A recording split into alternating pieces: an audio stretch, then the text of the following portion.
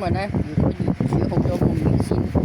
即係煮咗魚蛋先掉落去咧，就唔得嘅，因為啲魚蛋本身煮個魚蛋啲水咧就唔要得嘅。咁我事先就煮咗麵先，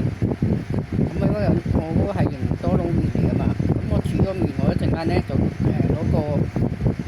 粉咧撈起佢噶啦，魚蛋嗰啲咧就揾個碗令佢滗起佢，啲水咧我就一陣轉頭倒咗去唔要噶啦，跟住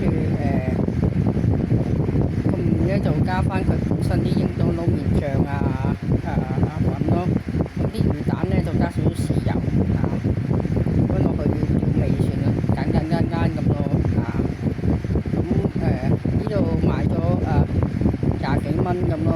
就買咗啲獅子狗貢丸魚腐龍蝦丸